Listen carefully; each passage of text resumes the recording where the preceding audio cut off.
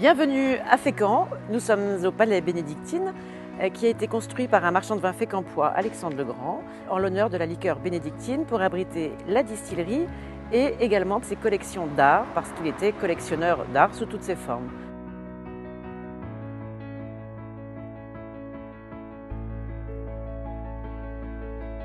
Quelque chose de très important, c'est que c'est une liqueur qui a une histoire, qui a un vrai héritage, qui est parti d'un homme puis d'un autre. En fait, nous sommes dans un lieu surprenant, extraordinaire, incroyable. Surprenant parce qu'au détour de la rue, personne ne s'attend à une telle architecture. Surprenant parce que personne ne s'attend à une telle richesse architecturale extérieure et intérieure. Surprenant parce qu'il y a une distillerie dans les sous-sols à côté des caves et quand on distille, le palais embaume.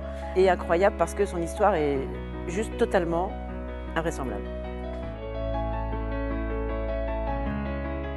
Un jour, en 1863, par hasard, un marchand de vin fécampois, donc Alexandre Le Grand, au nom prédestiné, travaillait dans sa bibliothèque qui était composée de vieux ouvrages dont un certain nombre venaient de l'abbaye de Fécamp.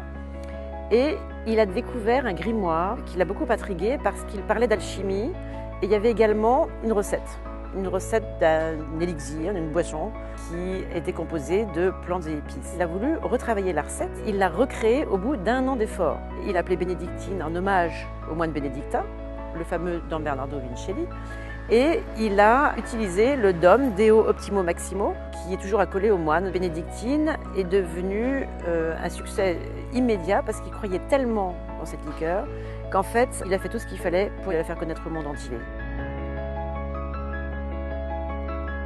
Le palais a la particularité d'avoir en fait deux sortes d'architectures différentes. Une partie qui est très riche, celle qui est derrière moi et sur les côtés, et qui est dédiée à toute la partie musée, dans toutes les collections d'Alexandre Le Grand, peinture, sculpture, ivoire, ferronnerie, et une partie plus simple qui est dédiée à la production. L'intérieur a la particularité aussi d'avoir des styles différents, parce qu'Alexandre Le Grand voulait le meilleur de chaque style pour abriter sa distillerie et ses musées. Bénédictine se reconnaît à son arôme distinctif d'épices et d'agrumes. Sa texture, d'une extrême richesse, enveloppe le palais d'une sensation de moelleux incomparable. Bénédictine ravira aussi les connaisseurs en version cocktail ou sur glace. Bénédictine, une subtile alchimie de plantes et d'épices.